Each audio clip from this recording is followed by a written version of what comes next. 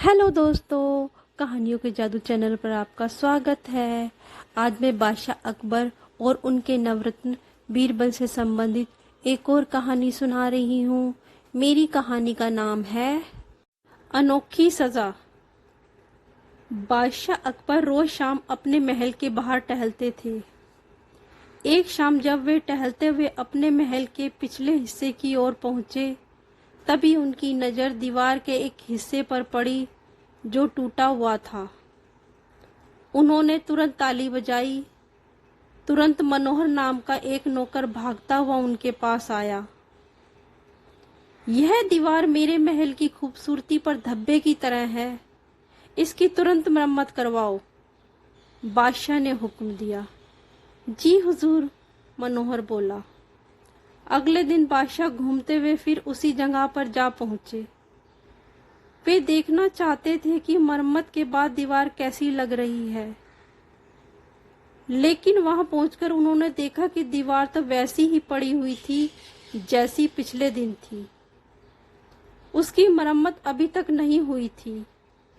यह देखकर उन्हें बहुत गुस्सा आया। उन्होंने तुरंत मनोहर को बुलावा भेजा। उसके आते ही वे गरजे, यह सब क्या है? अभी तक दीवार की मरम्मत क्यों नहीं हुई है?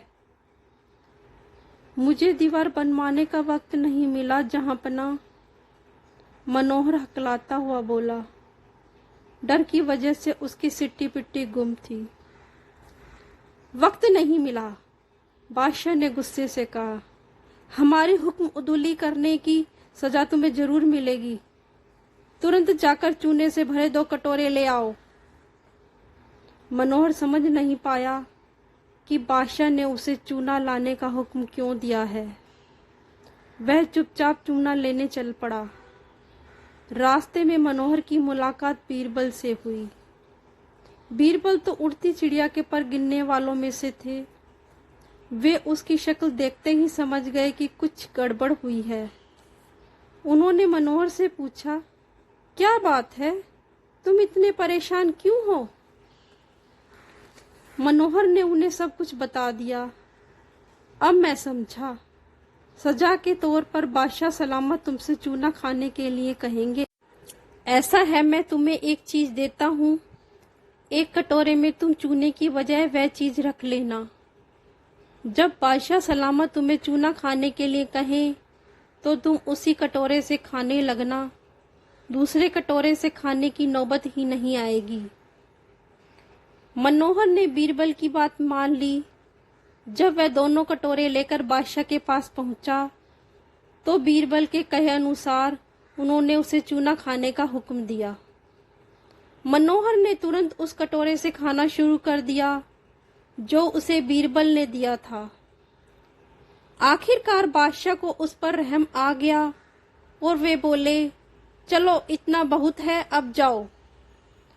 बादशाह को सिर नवाकर मनोहर चुपचाप वहां से चला गया।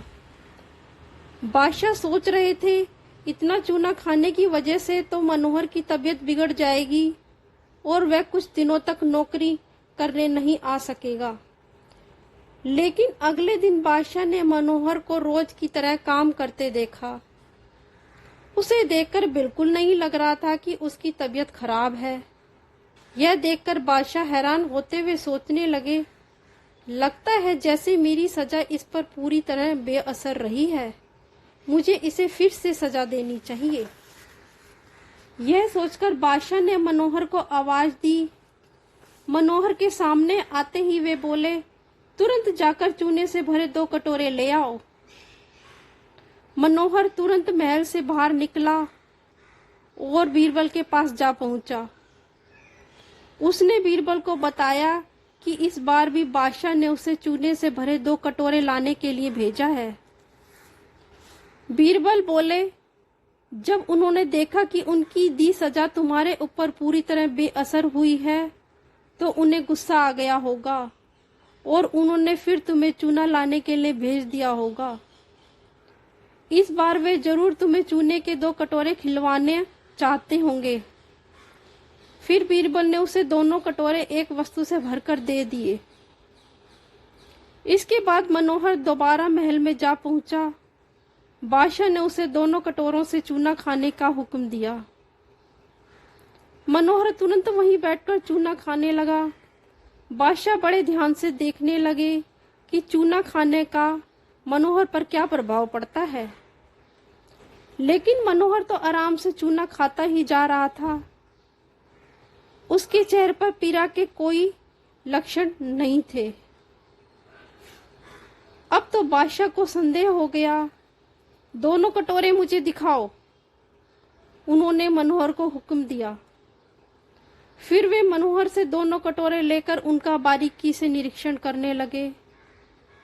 जब उन्होंने थोड़ा सा चूना चखकर देखा तो पाया कि वह चूना नहीं बल्कि मक्खन था। इसमें मक्खन भरकर लाने के लिए तुमसे किसने कहा? बादशाह ने मनोहर को डांटते हुए पूछा। बीरबल महाराज ने हुजूर, मनोहर ने बताया। बादशाह तो पहले ही समझ गए थे कि यह होशियारी तेज दिमाग बीरबल की ही हो सकती है। उन्होंने मनोहर को क्षमा कर दिया। हाँ, तो मेरे दोस्तों, अगर आपको कहानी पसंद आई हो तो मेरे चैनल को सब्सक्राइब करें, लाइक करें, शेयर करें। Thank you, love you all.